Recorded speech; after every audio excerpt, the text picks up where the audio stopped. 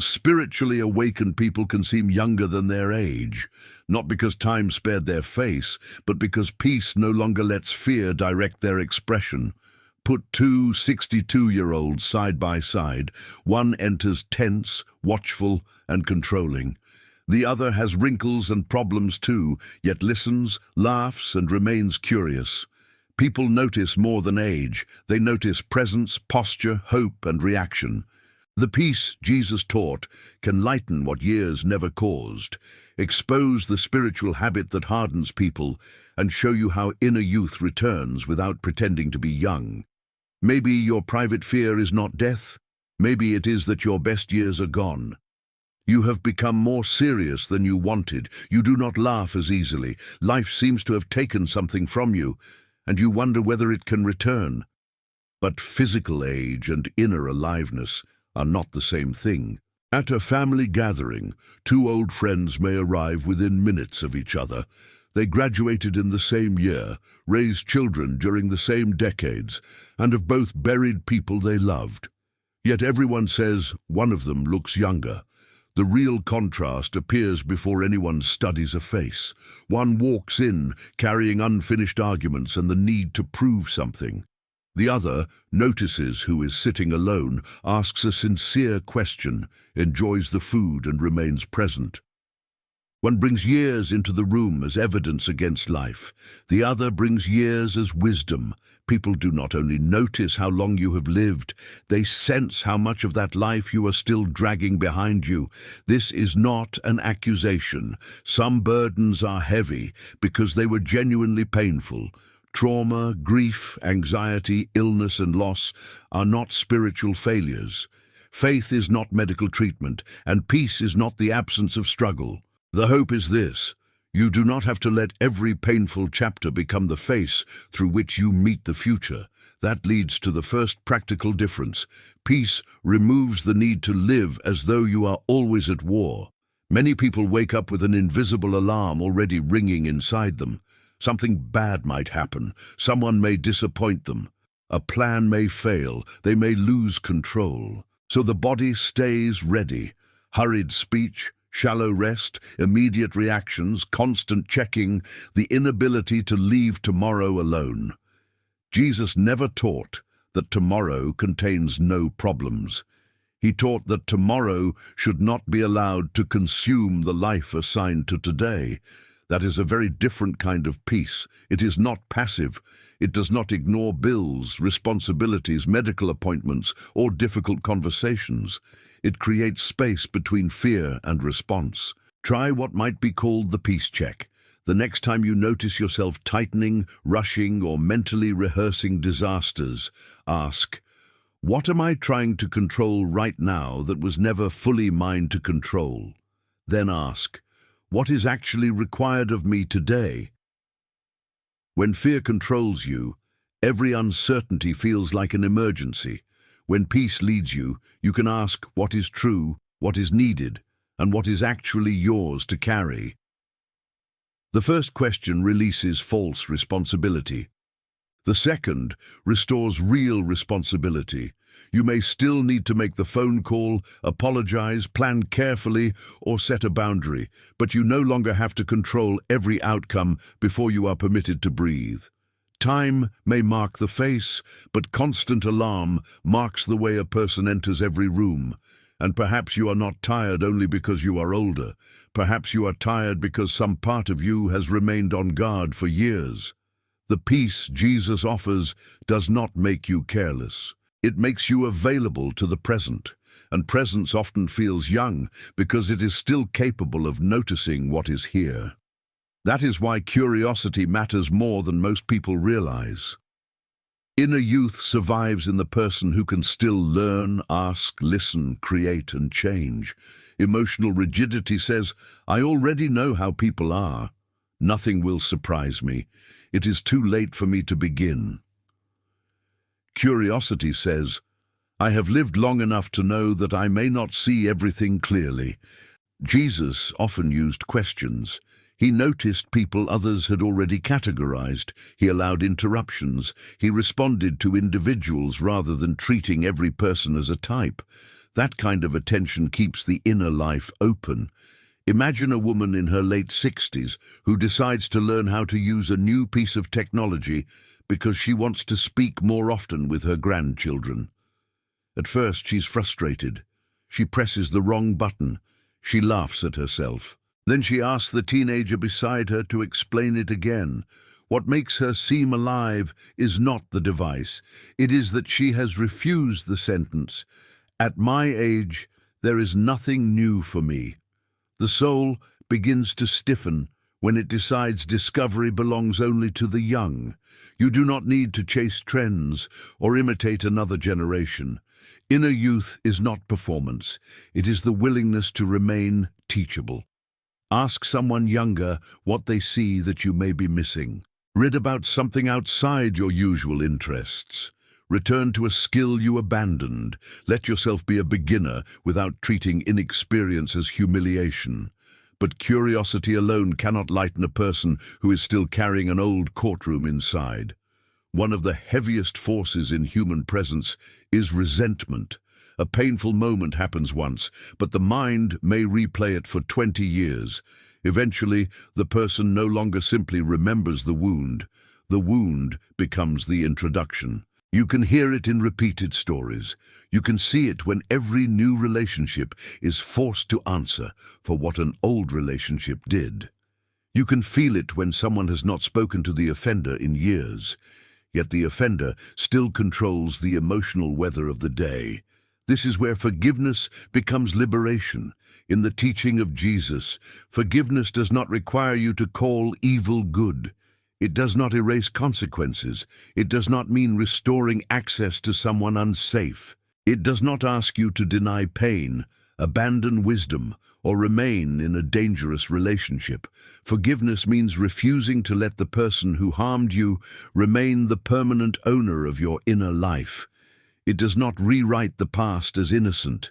It stops the past from holding the future hostage. How many more years will one painful moment be allowed to take from you? That question is not meant to shame you. Some wounds need time, support, counseling, distance, and repeated choices. Forgiveness can be a process, but even the first honest desire to be free changes the direction of the soul. You can say, "What happened mattered. It changed me." But it will not be the only truth from which I live. You can honor what you survived without carrying it into every room. And then another burden appears, one that often hides inside respectable behavior: the need to perform. Many people are exhausted from trying to look strong, successful, necessary, young, happy, correct, spiritual, and unshakable all at once. Performance creates permanent vigilance. You must manage your expression, protect your reputation, explain every mistake, hide every weakness, and control what everyone thinks. Even spirituality can become part of the mask. A person may speak gently while secretly terrified of being questioned. They may appear calm because they believe anger, grief, or confusion would make them less faithful. They may use religious language to avoid emotional honesty. Jesus repeatedly challenged the gap between outward appearance and inward truth. Not because appearance never matters, but because a life built for display can never fully rest. Where are you spending your strength trying to look whole instead of becoming honest? Honesty does not mean telling everything to everyone. Wisdom still chooses safe people, proper timing, and healthy boundaries. It means you stop constructing an identity that must be defended 24 hours a day. A mask may soften what others see, but carrying it can make the soul feel ancient. When you no longer need to win every impression, the face relaxes, the voice becomes less defensive. You can admit, "I do not know." You can apologize without feeling erased. You can receive help without believing you have become weak. And this freedom makes room for something many adults quietly lose: mature joy. Mature joy is not pretending everything is fine. Superficial positivity avoids grief, rejects difficult conversations, and treats sadness as failure. Mature joy knows the cost of being alive and still receives what is good. It laughs without denying the funeral. It celebrates without forgetting the diagnosis. It admires a sunrise without claiming that beauty solves every problem. It lets affection, humor, music, food, friendship, and small moments reach the heart again. Jesus spoke about receiving the kingdom with the openness of a child. The quality is not childishness. It is receptivity. A child can still be interrupted by wonder. A leaf, a question, a story, or a familiar person returning through the door can become an event. Perhaps the clearest sign of spiritual youth is not a smooth face, but a soul that can still be surprised. Can you remember the last time you allowed yourself to enjoy something without immediately turning it into a task, a lesson, or a reason to feel guilty? Joy does not make you immature. Refusing all joy does not make you wise. But here is an important warning. Not everyone who appears calm has found peace. Some people are not peaceful. They are emotionally disconnected. Peace allows you to feel without being ruled by every feeling. Disconnection avoids feeling altogether. Peace can listen, connect, correct itself, and remain compassionate. Disconnection avoids intimacy, rejects correction, calls indifference maturity, and uses silence as a wall. The peace Jesus taught does not turn you into stone. It makes you steady enough to remain loving without abandoning yourself. That difference matters because numbness can look controlled. A person may no longer argue because they no longer care. They may call themselves detached when they are actually afraid of closeness. They may appear unbothered while every relationship around them slowly loses warmth. Real peace keeps the heart available. You can say no without hatred. You can grieve without surrendering your identity to grief. You can stay kind without becoming easy to exploit.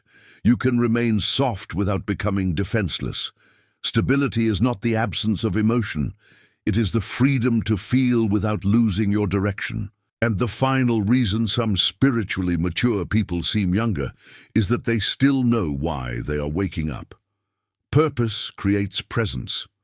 A person with no sense of purpose may experience every birthday only as subtraction.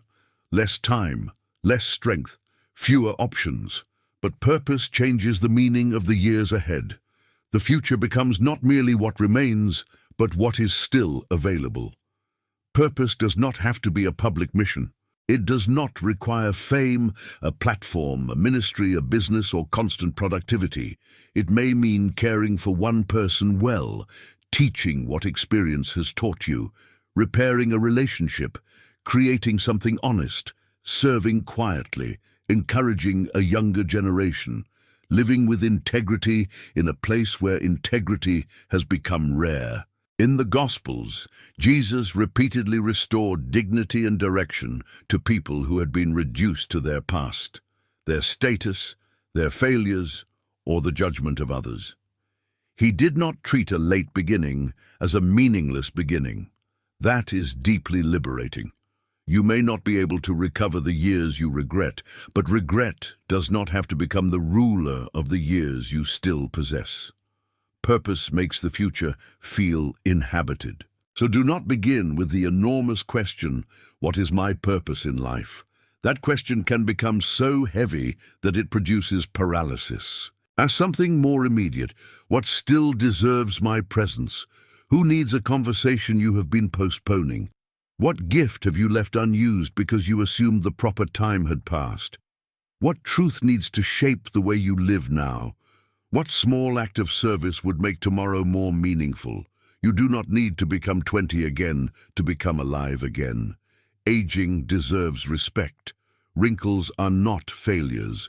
Slower seasons are not lesser seasons. The goal is not to compete with youth, deny reality, or prove spiritual superiority. The goal is to remain emotionally present inside the life you actually have. Some spiritually mature people seem younger because peace has reduced their need to control. Curiosity has kept them open. Forgiveness has loosened the past. Honesty has ended the performance. Joy has survived pain, and purpose has kept them engaged with the future. It is not magic. It is not biological reversal. It is the visible difference made by a person who no longer gives every fear, wound, and pressure permanent residence in their identity. You cannot reclaim yesterday, but you can decide that tomorrow will not be governed by the same weight. Jesus did not teach you to escape the passing of time.